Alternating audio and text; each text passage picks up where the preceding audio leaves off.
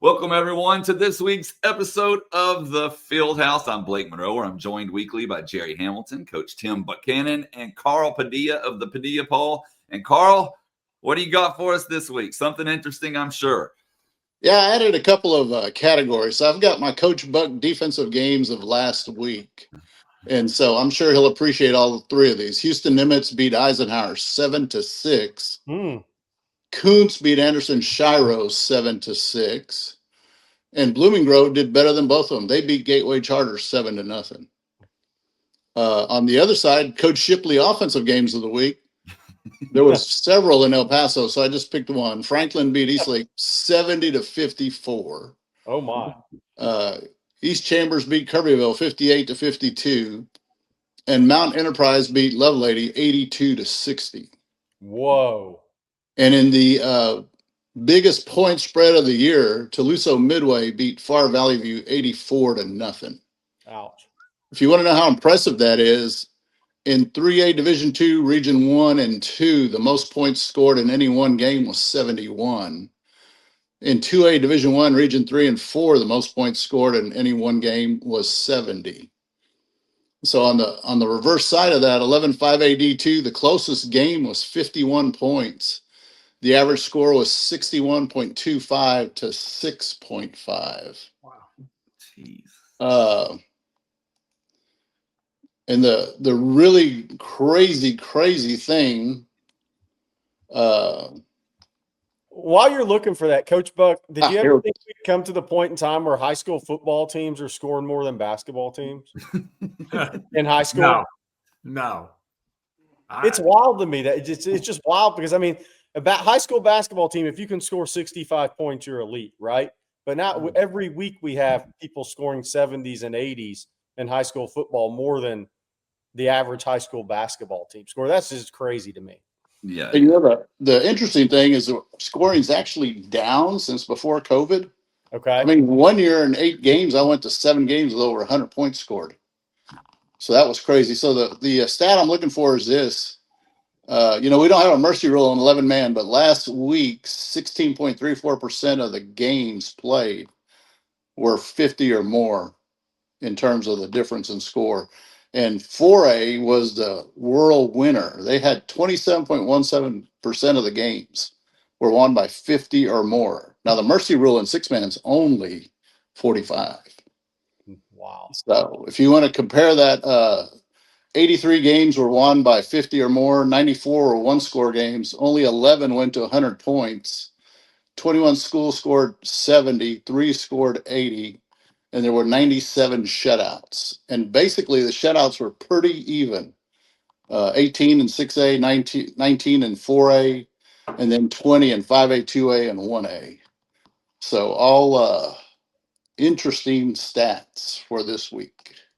I can't wait till our games of the week because we have some big ones. District championships are going to be won in some areas this week. Yeah, a lot of good stuff going on. And another interesting thing this week, with it being Halloween, it's Snapshot Day. So, Carl, I'm going to kind of let you explain that to those that aren't familiar. Well, that's something the UIL does every 2 years to reconfigure where all the schools fit from 6A down to 6-man, which is 1A.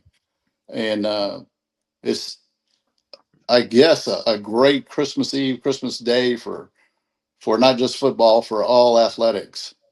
So we'll see tomorrow. It'll just boom. Probably get 500-600 numbers tomorrow, and we'll just see where they all go. The early indications are, we shall see if this is correct or not. But every conference division break, except for the bottom of 2A Division II, will go down. And that's never happened before in the history of, at least my history with the UIL, which could date back to the 50s if you want to include when I was born. 1 or 2 may have gone down in a cycle, but never all of them. Wow. I hate to put you on the spot, but do you have because it's often, if you're off by 5, people say you're off. And I get this business, I get it too. Is there a guesstimate people have of like the number that's going to keep somebody 6A or move them to 5A? Always. I mean, I always send it to my guys. preliminarily like a month before, and then I sent one out a couple of weeks ago. So I've got like 6A. I've got the bottom at 2250. The dividing point between the 5As I have at 1875. Now the big problem with that one is last time 18 schools opted up. So the more schools you have opt up, the higher up it goes. And there's also another trend the UIL has done. That the only one that has a maximum is 6A. So their maximum is 250 plus opt-ups. And since they instituted that, they've never had 250 schools, including the opt-ups in 6A. And probably with maybe as many as 7 schools right now opting up in 6A, that may keep 7 lucky schools, 8 lucky schools from becoming 6A and being in 5A D1. So Coach Buck, when it was snapshot time, now it's different time in Aledo because Aledo's grown so much, right? For many years, you probably knew where you were going. But what is that like? Are you looking at, are we going west? Are we going to stay where we're at? What's the look at for coaches right now as they get ready for this? Because obviously you have to start thinking about your future schedules and how that's going to play out versus if you change districts and where they send you. Well, the biggest thing is, number one, you're trying to, if you're on a bubble, either bubble of dropping down a classification or on the bubble of going up a classification, that's the one that you're really paying attention to. And then the second one is trying to schedule games because, you schedule your game. Coaches are working on scheduling games for the next 2 seasons. Right. And that started this summer. And so you're calling schools saying, hey, if we're not in the district together, would you like to play week 1, week 2, week 3? If we're not in a 9-team or a 10-team district, or an 8-team district, would you like to play weeks 4 or 5? Those type of things. And that's the biggest thing that's going on right now. We can't control it. No matter what people say on social media and what people think, nobody can control because it's the average daily attendance enrollment. And they're in the school in Texas that's going to lie about their average daily attendance enrollment because that's where they get paid. Yes. And they're not going to go out and cut, say 100 kids out of their enrollment when that's going to cost them close to, $500,000 to $1 million. That's not going to happen. It's just not going to happen. No matter how much they like football or basketball or baseball, it's not going to happen. So the scheduling is the biggest thing that coaches are trying to do right now. So Gary, based on the scheduling thing, I've run probably for 20 years now a Google sheet that allows the coaches to post what kind of games and scrimmages they're looking for, whatever week it is. This year it's at a record. 227 schools have posted 170 scrimmages and 502 games. Holy moly. And Carl, I'm going to tell you as a head coach, that was one of the most beneficial things that, as time went on, because used to it was just basically you were calling people and word of mouth, or you did it at the realignment meetings. Now Carl's service is really, really good for his people. I promise you. PadillaPoll.com. Hey, Coach Buck, it's just for people that are listening to this that maybe how things have changed. Let's say when you got to Aledo, what was y'all's enrollment? Because Aledo's about to go 6A for the first time. I think we had the exact enrollment was a little under 500. That's wild. What I know for sure is we had 17 kids playing in the football athletic period. In addition to South Lake Carroll, Decatur, Springtown, Lake Worth, Lake Dallas, Bridgeport, some pretty good schools. Hey, Carl, what is Frisco the fastest growing ISD these days, or is it Prosper? I mean, I don't know if you have the numbers up to date, obviously, but what are the fastest growing areas right now? Yeah, it's Prosper over Frisco now. Yeah. Wow. I mean, Frisco's getting pretty close to going, level. Yeah. So, but a lot of the big school districts are going down in enrollment.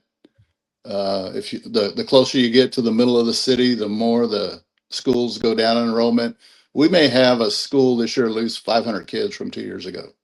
Wow. And What area would that be in? well, any inner city. Okay. Oh, any inner Fort city. Worth, Dallas, Austin, Yeah. Houston, San Antonio. I know the superintendents who obviously we have a lot of respect for want to point out homeschooling, and yeah, that's definitely a factor. But how do you have homeschooling in low economic areas? They just don't do it. Yeah. And so those people are either leaving the country or not going to school. Yeah. Yeah. Hey, East Texas, what have you seen in recent years? Have numbers gone down in East Texas schools, or have they pretty much stayed the same? They're going down everywhere. East Yeah. Texas seems to be less. You won't believe this, but West Texas seems to be most by percentage wise. Right. But I mean, we have a school close to Lubbock that was almost at 281 last time. And if their number's correct that they gave me 3 weeks ago, they could be 6-man this time. Wow. Oh my gosh. That's crazy. Wow. Man, that is very crazy. And going back to what Buck said a moment ago, just for context, when he was saying under 500, 2 years ago, they turned in 2,267. So that really shows you the growth there. And the UIL must love Buck and Robbie because I said the UIL must love Buck and Robbie because if it wasn't for the opt-ups last time, Alito could have easily been 6A.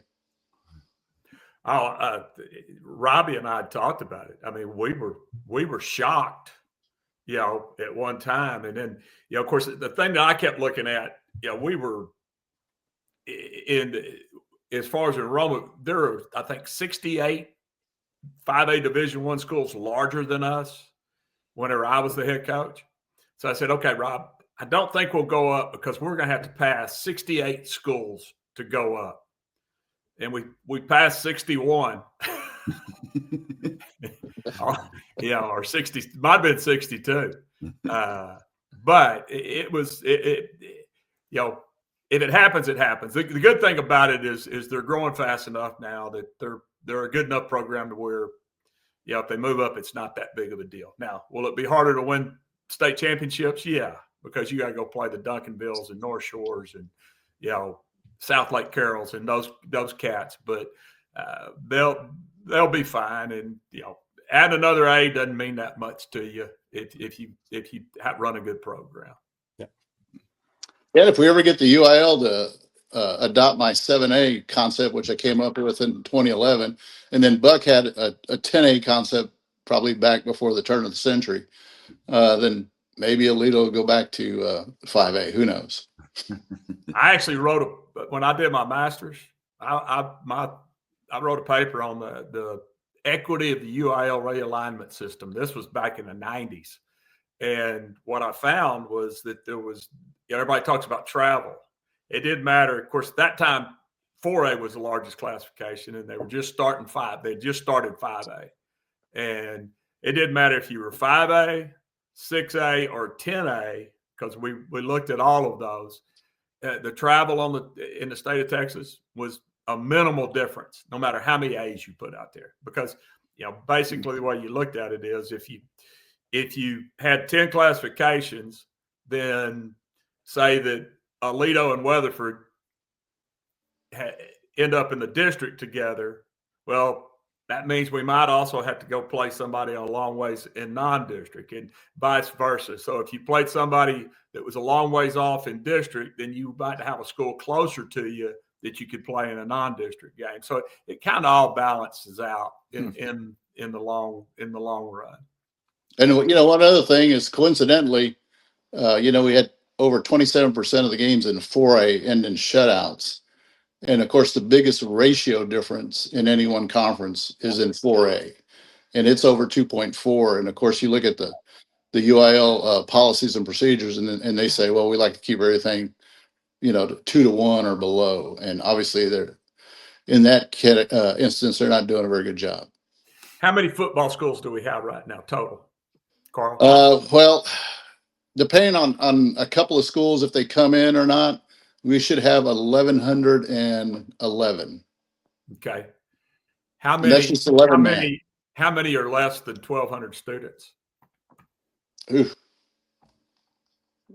Gotta go to that the would be spreadsheet. around 613.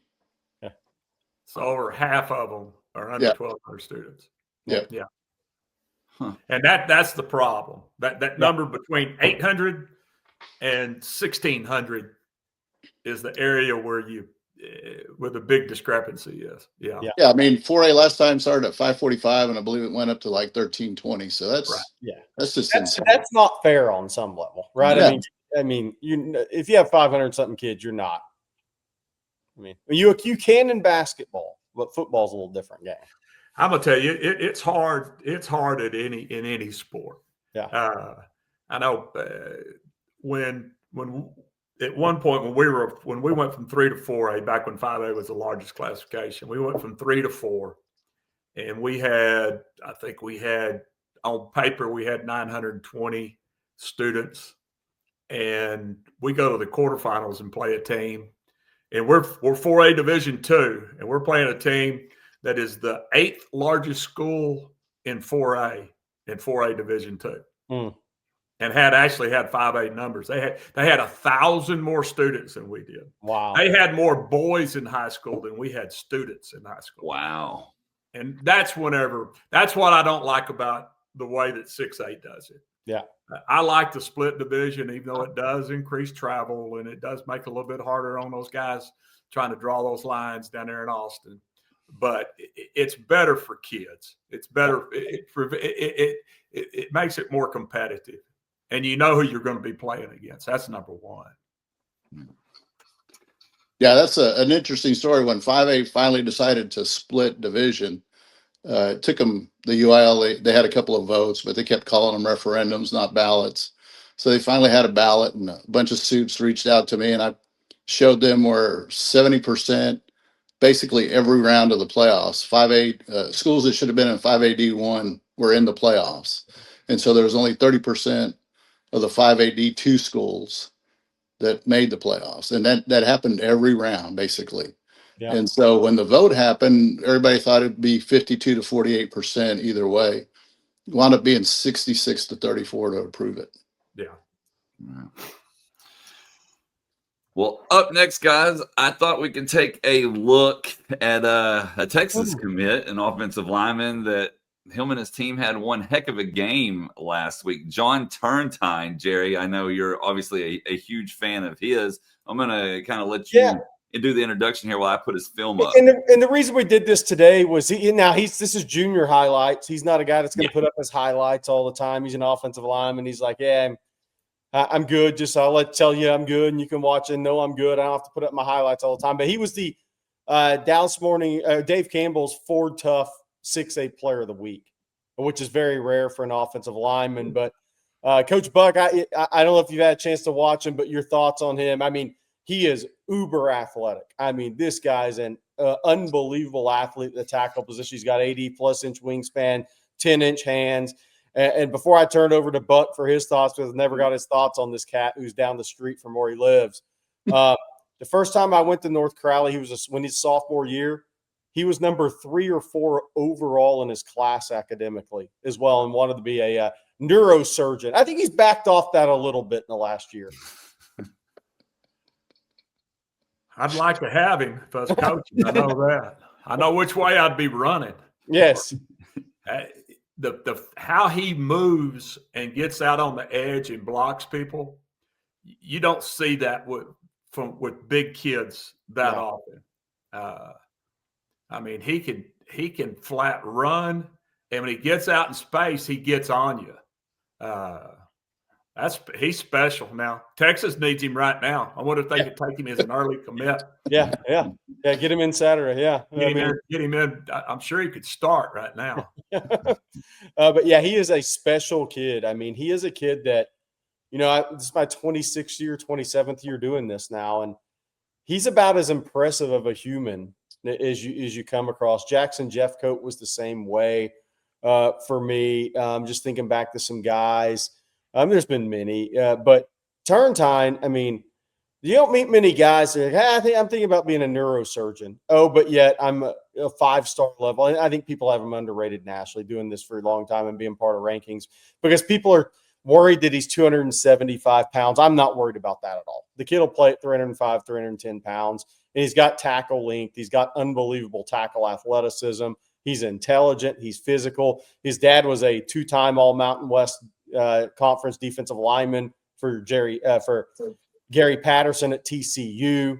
So he's got it all in his blood. But and again, he's at Coach Buck. I mean, down the road from where you live and where you coach a long time, I think this is North Carolina, maybe the most talented program in the state right now, overtaking Duncanville.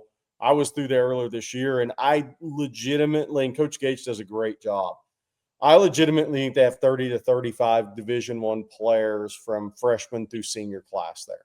That's how talented they are. Now, they're a little young.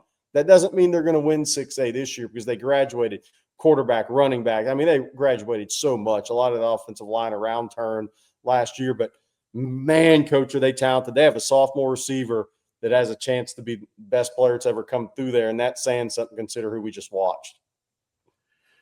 I'm gonna tell you, I know they're talented. I mean, I've watched it. I've watched them, and the thing about it is, when you start watching that video, you see he's not the only offensive lineman moving people there. I mean, he is.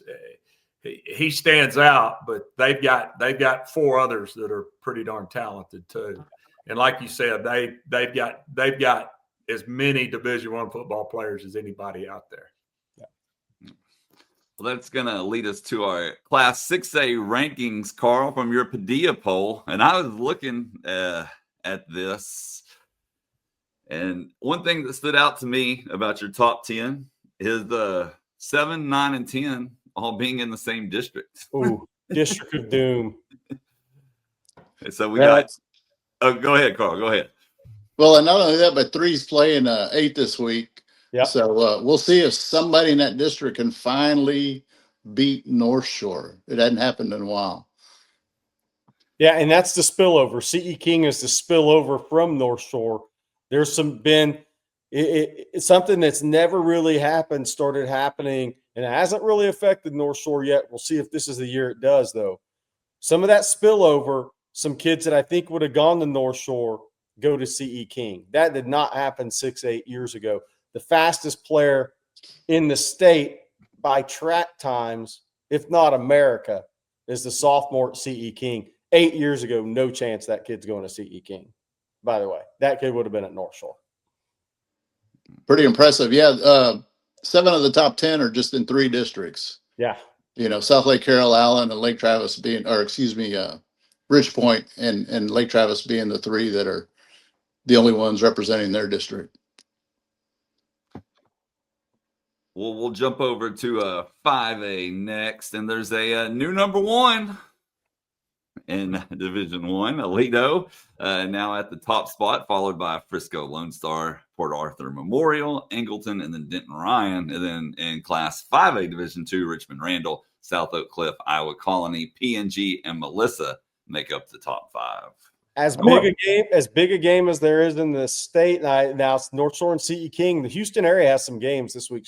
North Shore, C.E. King, but Angleton and LaPorte play Friday as well. So, and they have been, and their district's not very good. So that if you look at the scores, it looks very lopsided. They blow everybody out. But Angleton, LaPorte can play this Friday in the Houston area, or you have C.E. King and North Shore in the Houston area. So you got 2 top 10 matchups, whether you want 6A or 5A in the Houston area this week. Big time games.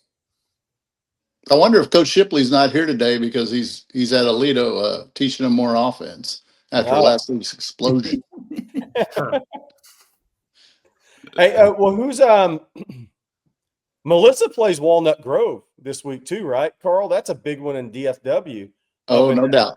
Melissa, Walnut Grove, and Anna's the 3rd team in that district. That's in that 5A, 5A D2. But, I mean, Melissa, Walnut Grove are playing it out this week and for the district championship. Yeah, and a game below the radar that may not be as important to a lot of people, but Fort Bend Marshall's been in the playoffs and had some deep playoff runs lately.